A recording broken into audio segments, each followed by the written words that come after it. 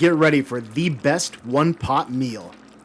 So today I'm going to teach you how to make chicken cacciatore. It's an awesome dish, and the best part is it's a one-pot meal. We're going to put everything into one pot, cook everything together, and at the end there's much less to clean up. So chicken cacciatore is a kind of a stew that you can eat over rice or pasta or whatever you want. And there's a big variation. I'm going to show you the basics on how you can make it, and then you can adjust the ingredients to your own taste and what you have in the house. So we're going to start out with some chicken thighs with the skin on. I like the skin on. You do you, whatever you like. You can use whatever chicken, but I think the dark meat, legs, thighs are probably the best. I'm going to generously salt and pepper both sides of the chicken. I'm doing this on top of this cooking plate here because I want everything in the shot, and I don't know if it's the best. I'm getting my plate here a little bit dirty, but we'll clean it up. All right, so the chicken is salt and peppered up. We're going to put this aside for a minute. I'm going to clean this mess off of my cook surface. Put my pot down. All right, so we're going to turn this on, and I want it on relatively low heat. I'm going to open up this olive oil because I don't think that, let's see. All right. I want enough to be able to come out because I want a good, generous amount of olive oil here. And I want this olive oil not to bubble. I want it just to kind of shimmer. Especially since olive oil has a lower smoke point, I want to make sure that we're not burning any of the olive oil. So right now I just have it set on a very low temperature. So once the oil starts to shimmer a bit, I'm going to take this chicken and we're going to put it in skin side down. These are all going to fit. We're going to make them fit. Nice. Hopefully this pan is big enough. We will see together. Put that aside, and we'll let this start to cook up. Okay, so after about 10 minutes, I'm going to take these and I'm going to turn them over, and we're going to cook the other side. And you can see that the skin is now nice and brown and getting crispy. That's exactly what we want here. And now we're just gonna do the same on the other side and let these get brown too. Okay, so the chicken looks fantastic. I'm actually going to take this out now, and you can use the same plate that the raw chicken was in because we're gonna cook this again. So I'm just gonna get in there with the tongs and pull out these delicious chicken. You can already smell, it smells unbelievable, just the salt, pepper, and olive oil. And now I want to build up the sauce for the dish. So first, I'm going to toss in my onions and red and green peppers.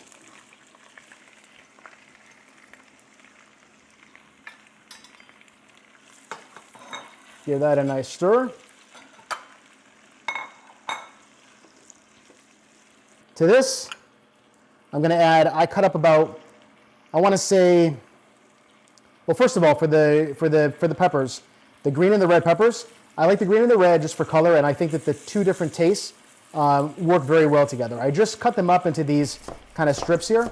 I want to give some different texture to the dish, and I think that these strips of the peppers will do that for the chicken cacciatore.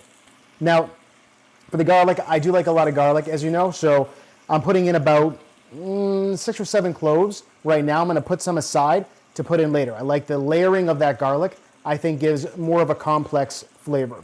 Now, you can see my garlic here has these green little things in the middle. This is my homegrown garlic, and we harvested this garlic back in July. Right now it's February. These are completely harmless, but if you ask why, there's little green spots with it because they're sprouting for the next year, but the taste is still unbelievable. Unfortunately, I'm down to my last few bulbs of garlic, so I'm gonna have to rely on the store for 3 months before the next round comes up in early July. So we'll go ahead and add this garlic. Just about half now to build the flavors. And I'm gonna leave a little bit here to put in later so I have that layered effect. Otherwise, all the flavor is gone from your garlic and you don't get that fresh garlic taste anymore in the dish. All right, now that the onions, peppers, and garlic are all getting nice and loosened up, I'm going to add in about 3/4 of a cup of red wine. I want to get all those brown bits off the bottom of the pan and add that flavor to the dish. And now we'll let that cook down nicely. You know, when you're cooking, everything has to smell good and everything has to look good. So I like to try to cook with a lot of different colors to make the dish feel that much more appetizing when you serve it at the table. Next, I want to make sure that the tomato flavor is really thick inside of this dish. So I want to add a few tablespoons of tomato paste. Just like that. And just add those right in there. And now we're going to mix the tomato paste in little batches here inside of the sauce, and try to loosen up that tomato paste before we mix it all up together. Use what you have inside the pot to dilute that, and then mix it in with the dish. All right, so now we'll combine all of this together. Looks fantastic, smells even better. Now I'm gonna add my celery and my mushrooms. I'm using baby portobello and a few stalks of celery. You use whatever you got on hand or whatever you like in your house. This pot is filling up nicely. I'll tell you, I didn't eat lunch today, so this is making me very hungry. It smells fantastic. Look at that though, I mean, it's chock full of veggies. It's a full meal literally in one pot.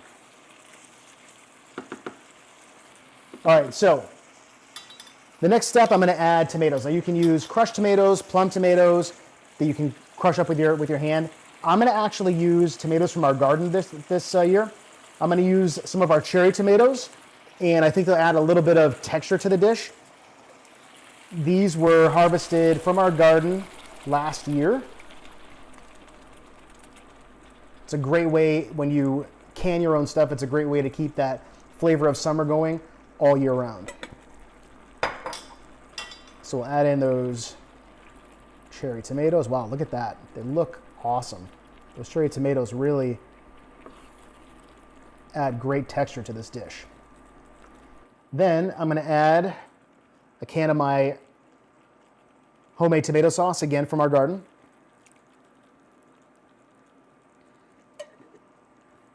I've got another can here. I don't think I'm going to actually use that one.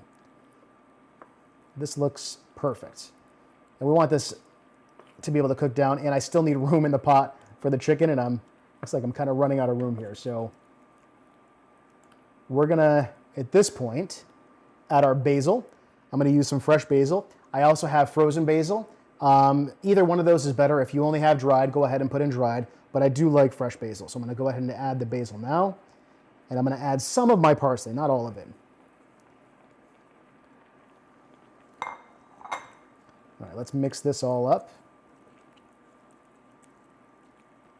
And here we're just going to let the dish simmer for about 10 minutes. So you may have noticed that I have not given any salt to this dish yet, and that's because we're about to add some salty elements to it, and I want to make sure everything is not too salty for the final dish. So I'm going to go ahead and taste this right now. It smells amazing in this house. Really want the sauce part there.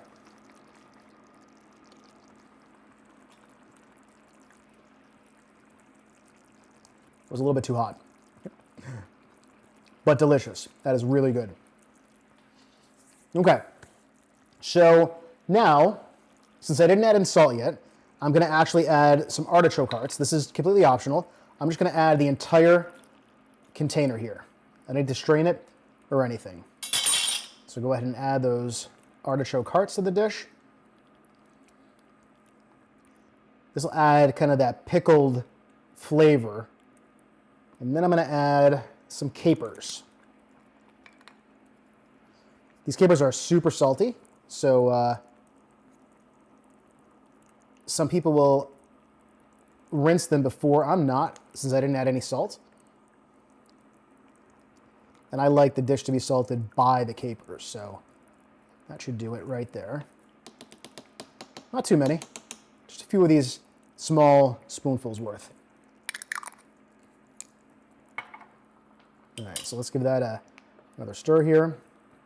And this still needs to cook down a bit, but even already, you could just, if you wanted a great vegetarian meal, you could serve this up and put this over rice.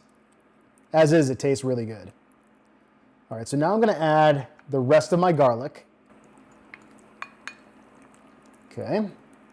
I'm not going to add my olives yet. I'm gonna wait until the end for that. I am gonna add a little bit more parsley.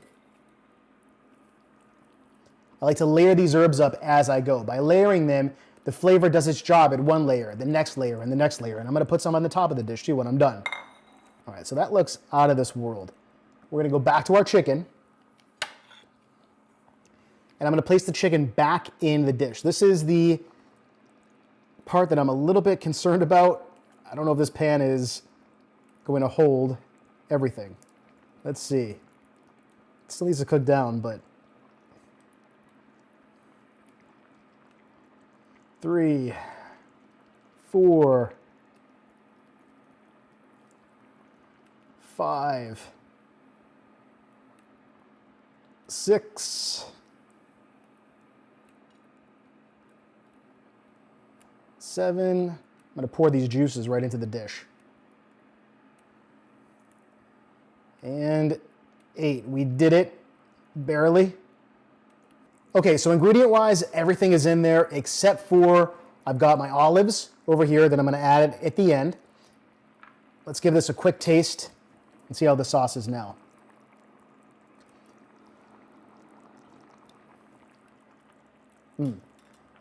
Well, that's great. And I think that the artichokes really give a really nice element to that as well. This is going to be really good. Tonight we're going to serve this over rice. I do want this to cook down a little bit, and it's going to be about 20 minutes. So what we're going to do now is we're going to let the chicken mingle back in with the dish, let all those flavors get to know each other, marry together, and we're just going to cover this up and let everything cook for about 20 minutes.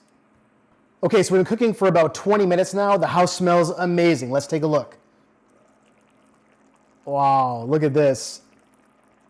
This looks awesome. Cannot wait for dinner tonight. So the next step is I'm going to take a spoon and we're going to add the olives. And I want to get the olives evenly all over the dish, and I'm going to kind of just push them down so that each piece is going to get a good amount of olives. And also, we want the olives to be able to flavor this in the last 5 to 10 minutes of cooking. Push those right down. You know, the reason I made this dish tonight, my wife last night said, we have extra olives in the refrigerator. What are we going to do with them? And we don't like to waste anything in our house, so hence tonight's chicken cacciatore. All right. So now we're going to put this on for like another 5 or 10 minutes. Let the olives infuse in the dish and let those salts get out of there. Actually, let's taste this one time first.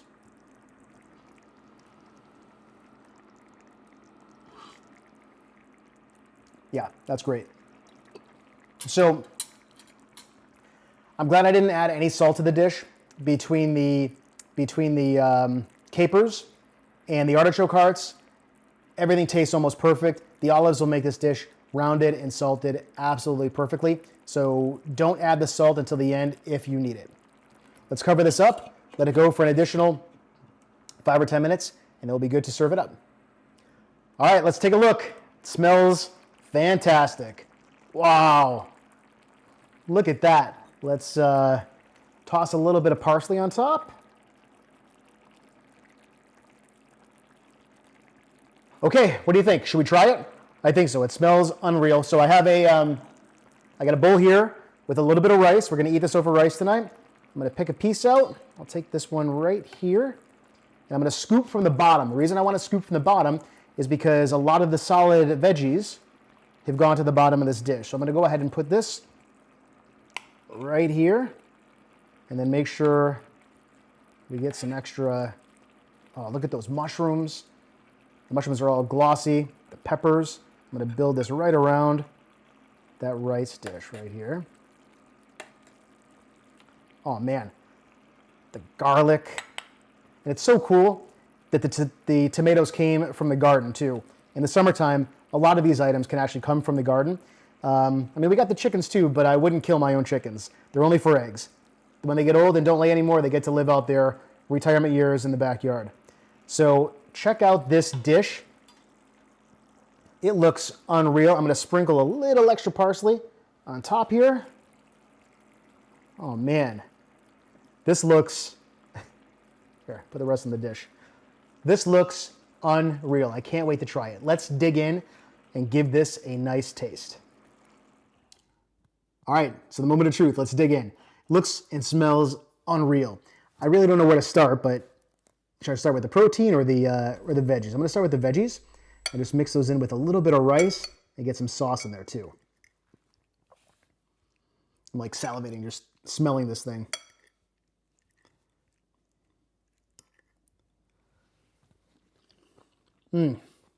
Man. This is unreal. You can really taste the olives now. Again, I'm happy I didn't salt because between the salt of the chicken, we put salt in the chicken when we first started, and then with those capers and olives and artichoke hearts, everything really came together and they added the salt to the dish for me. So it's really, I gotta take one more bite here.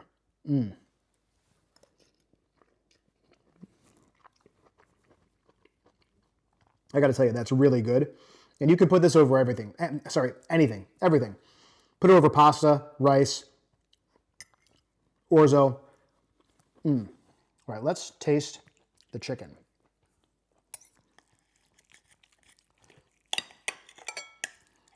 The chicken, remember, we cooked it first, and then it's been cooking in that sauce for a while, really developing a lot of flavor.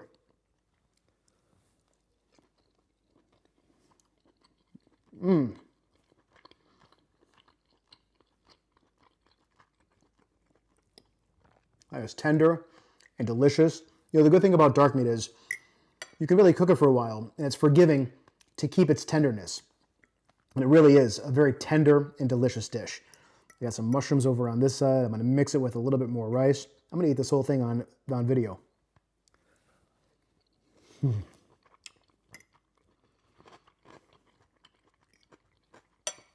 You know, this is both a comfort food and a health food. Packed with veggies. I use good quality organic chicken, great rice. It's a great dish. You're gonna love this. I hope you make it. You can do whatever variation you want. Drop a note in the comments how you make chicken cacciatore, or if you make this, what type of variations you did, but make it your own. The general concepts are there in the video, and how you do it, I'm curious. And it's gonna be delicious, however you decide to get it done. Join us next time on Real Plates. We appreciate the support. Subscribe, and we will see you next time. Bye-bye.